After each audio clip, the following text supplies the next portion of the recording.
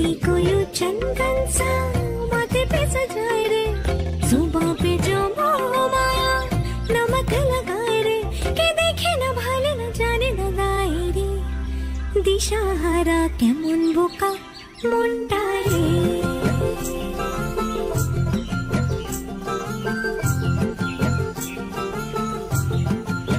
সকাল বন্ধুরা, তোমরা সবাই কেমন আছো? আশা করছি খুব ভালো আছো। আমরাও খুব ভালো আছি। নতুন আরেকটি ভিডিওতে স্বপ্ন আমার চ্যানেলে তোমাদের সবাইকে শুভেচ্ছা ও ভালোবাসা জানিয়ে আজকের এই ভিডিওটি শুরু করছি। সকালবেলা তো ঘুম থেকে উঠেছি তো অনেকটাই আগে, কিন্তু এটা সেটা করে করে আর ফ্রেশ হইনি। তো এখন এই ফ্রেশ হয়ে নিলাম। আর এই যে এখানে এই কয়েকটা জামা কাপড় ধুয়ে মেলে দিয়েছি। এখন 7:30 বেজে গেছে, খিদে পেয়ে গেছে। তো এখন যাবো রান্নাঘরে, দেখি কিছু খাওয়া যায় কিনা। এরপরে তো রান্নাও করতে হবে। তাহলে চলো আজকের এই ভিডিওটা দেখতে থাকো, আশা করি তোমাদের খুব ভালো লাগবে। পান্তা ভাত রয়েছে, ওই জন্য আলু ভাজতে হবে। আর আমার একটা ননদ, ও এখন এই যে আলুগুলো কুচিয়ে নিচ্ছে। আর আমি এইদিকে এখন বসেছি আম কাটতে, একটু টক ডাল করব। আর কাঁচা আম বলতে একটা আমই রয়েছে, ওই জন্য একটাই কেটে নিচ্ছি। আর এরপরে কাটবো উচ্ছে আলু। উচ্ছে আলুটা ভাজা করব, টক ডাল করব, আপাতত এইসবই করব। আর তারপরে গিয়ে উনুনটা ধরিয়ে নেব। আর যা কিছু রান্না হোক বা না হোক, উনুন ধরিয়ে নিয়ে আস্তে আস্তে করে সবগুলোই গুছিয়ে নেব।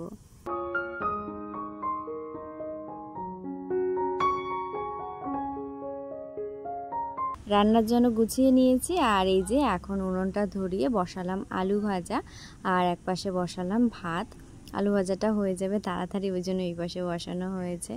আর আমি যখনই রান্না করি কিনা, আর আমার যদি খিদেও পায় রান্না করার আগে, সবসময় জন্য আমার এই কথাটা মাথার মধ্যে ঘোরে যে আমি খেতে বসবো, তাহলে পরের রান্নাগুলো তো মানে দেরি হয়ে যাবে, তারপর আবার উনুনটা ফাঁকা যাবে। এই জন্য টক ডালটা রান্না করেছি, ওই যে আলু ভাজা করেছি, আর উচ্ছে আলুটাও রান্না করে নিয়েছি। আর তারপরে এই যে কলার তরকারিটা এই পাশে দিয়ে এখন আমি খেতে বসেছি। ভাত নিয়েছি, আলু সেদ্ধ, আর নিয়েছি টক ডাল। টক ডালটা বেশ কয়েকদিন খাওয়া হয়নি, ওই জন্য আমার আজকে ভীষণ খেতে ইচ্ছা করেছে বলে টক ডাল করেছি। তো এখন আমি খাওয়া দাওয়া করবো। আর সকালবেলাতে ধরো সবাই তরকারি খায় না, মানে একটু একটু যা খুশি মানে দিলেই হয়ে গেল। তোমাদেরকে তো আগেই বলেছি দুপুরবেলাতে যাতে রান্না না লাগে, তার জন্যই আর কি আমি সকালবেলাতে সব কিছুই রান্না করে নিয়েছি। আর এখন আমি খাওয়া দাওয়ার পরে কাটতে বসেছি শাক। এই শাকটা করলেই হয়ে যায়। মাই ভেবেছিল করবে, ওই জন্য মা 1 মুঠ মতো শাক কেটে রেখেছিল, তারপরেই আমি খাওয়া দাওয়ার পরে বসেছি। মা আবার বাইরে গেছে আজকে, মানে কাজের চাপও রয়েছে, ধান ভাঙানোও রয়েছে, আর তার মধ্যে আবার চাতালেও ধান রয়েছে 2 রকমের। তো ওই সব নিয়ে আর কি মা বাইরে রয়েছে, তো ওই জন্য আর কি মা রান্না করেনি, আমি সব রান্না বান্না তাই করেছি। আর খুব বেশি তো রান্না করিনি। আসলে শরীরটা ভালো থাকলে না, মানে কাজবাজ করতেও মন লাগে, সেটা যে কোনো জায়গাতেই থাকা হোক না কেন। আমি আমাদের বাড়িতে গিয়ে থেকে মানে যখন একটু শরীরটা ভালো ছিল তখন কাজ করেছি, আর সেটা তোমাদেরকে বলেছিলাম। কিন্তু কিছু কিছু মানুষ ছিল যারা বলেছো যে বাবার বাড়িতে গেছো সুস্থ হতে, তবুও এখানে এসে কাজ করছো। আসলে কথাটা সেটা না, কথা হচ্ছে তখন আমার মানে ভালো লেগেছিল শরীরটা, তার জন্যই আমি কাজ করেছিলাম। আর এখানে এসেও ঠিক সেটাই। আর আমি আসার পরের থেকে মানে ভিডিও করেছি, কিন্তু সেইভাবে না মানে ভিডিওটা এগোতেই পারিনি, মানে দুপুরের পরের থেকে সেভাবে হয়নি, এতটা গরম লাগতো। আর তারপরের কথা হচ্ছে আমার স্ট্যান্ডটা তো খারাপ হয়ে গেছে, ওই জন্য আর কি ঠিকঠাক করে ভিডিও করতেই পারছি না। আর ওই জন্য তো আজকের ভিডিওটাও তোমাদেরকে অনেক ছোট দিলাম। রান্নাঘরের কাজগুলো গুছিয়ে নিয়ে এই যে এখন স্নান করে ঘরে এসেছি। এত পরিমাণে এই কয়েকদিন থেকে গরম পড়ছে না, সে মানে সহ্যই হচ্ছে না। আজকে যেন মনে হচ্ছে আরও বেশি পরিমাণে গরম পড়েছে। স্নান করে ছাদে গেছি জামা কাপড় মেলতে, মানে একটু সময় ছিলাম, তাতেই মনে হচ্ছে যেন কীরকম একটা লাগছে। তা এখন ঘরে রয়েছি, একটু পরেই যাব বাইরে। আর সকালবেলাতে ধরো মানে খিদে পেয়েছিল অনেকটা সকাল করে, কিন্তু এটা করি সেটা করি এই করে করে তো দেরি করে খাওয়া হয়েছে, ওই জন্য আরও মনে হচ্ছে কি যে শরীরটা দুর্বল লাগছে। ওই জন্য এখন একটু বসবো, তারপরে বাইরে যাব। তো চলো তোমাদের সাথে আবার পরে দেখা হচ্ছে। আজকে বাড়িতে প্রচুর কাজের চাপ ছিল, ধান ভাঙানো ছিল সকালে।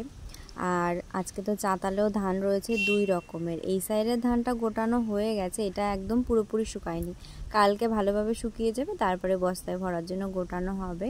আর ওই পাশে যেই ধানটা রয়েছে ওইটা শুকিয়ে গেছে, বস্তায় ভরার জন্য ওই যে জড়ো করা হচ্ছে, ওই ধানটা অল্প রয়েছে, আর এই পাশেটা একটু বেশি।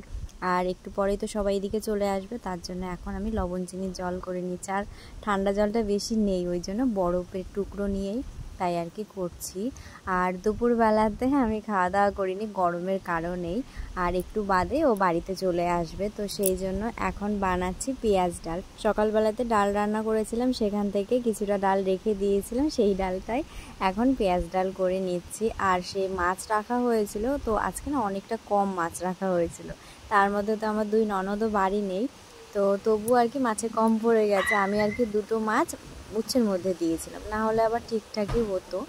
তো মাছ নেই বলে এখন ডিম ভাজা করছি, আর তার সাথে ডাল, এইসব দিয়ে খাওয়া দাওয়া করবো। আর 3টে ডিম নিয়েছি, মানে ওই যে একটা দাদু আসে, তো উনিও এসেছে, বলেছি যে মাছ নেই, ডিম খেতে হবে কিন্তু, তো বললো ঠিক আছে খাবো খানে। তো ওই জন্য এখন ডাল করলাম আর ডিম ভাজা, এই সব কিছু দিয়ে ওই দাদুকে খেতে দিলাম। আর সকালবেলার আলু ভাজাও রয়েছে, আর কলার তরকারি রয়েছে, বলেছি যে মাছ নেই তবুও কিন্তু দিচ্ছি, তো বলেছে যে দাও, তো ওই সব কিছু দিয়ে ওনাকে খেতে দিয়েছি, আর তারপরে ওকে খেতে দিয়েছি। তো ও এখন খাচ্ছে আর আমিও এখন বসেছি খেতে।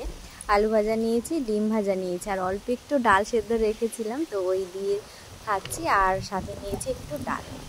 তো খাওয়া দাওয়ার পরে থালা বাসন ধুয়ে নিয়েছি, আর তারপরেই আমার শ্বশুরবাড়িতে এসেছে কুটুম, মানে ঠাকুমার আর কি বোন হয় এরকম সম্পর্ক, মানে অনেক সম্পর্কের মানুষই এসেছে, তবে যারা এসেছে তাদের মধ্যে থেকে 2জনকে চিনতে পেরেছি, কারণ ওনারা আগেও একবার এসেছিল আর আজকেও এসেছে সবার সাথে।